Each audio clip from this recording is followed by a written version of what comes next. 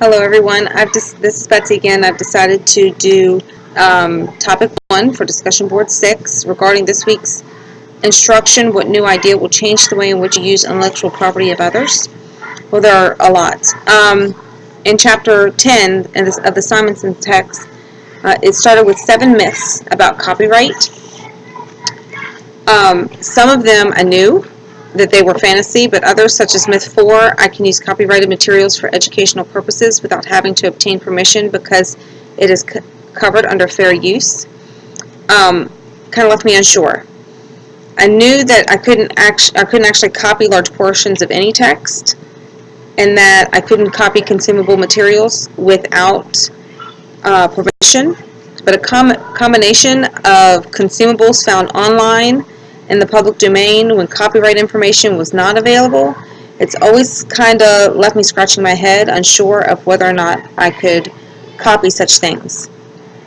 There are a few online places I've found that allow for use of downloaded material, allows it in that teacher's classroom only, where the teacher must acknowledge the copyright limitations. Another place is Teachers Pay Teachers. I'm sure many people know about that, where instructional material can either be purchased or shared. One thought that the video mentioned a few times was if you wanted to use copyrighted material and were unsure, then it was always best just to contact the holder of the copyright and ask permission.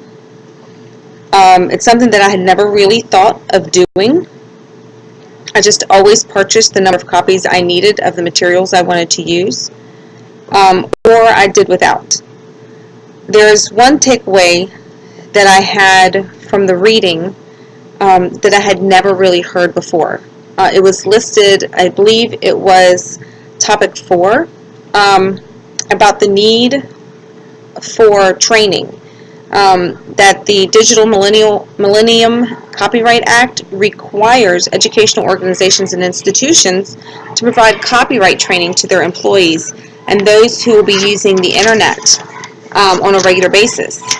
In all the years I've been in education, that's about 17 years, I don't remember ever having received any training specifically regarding copyright policy. I have received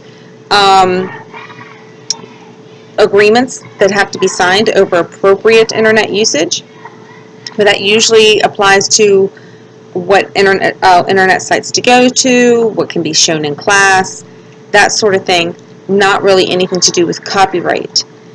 Perhaps the schools that I've worked at have found that this is acceptable and sufficient, but as a lifelong learner, I'm always looking for ways to increase my knowledge on topics that pertain specifically to education, and copyright training seems to me to be something of great importance to educators. I would hate to be the one educator who is using materials that I do not have permission under copyright laws to use, and then it reflect poorly on the school I was working in because I was not sure and I did something inappropriately. I hope that everyone else has gotten as much out of this week as I have. Thank you so much for your time.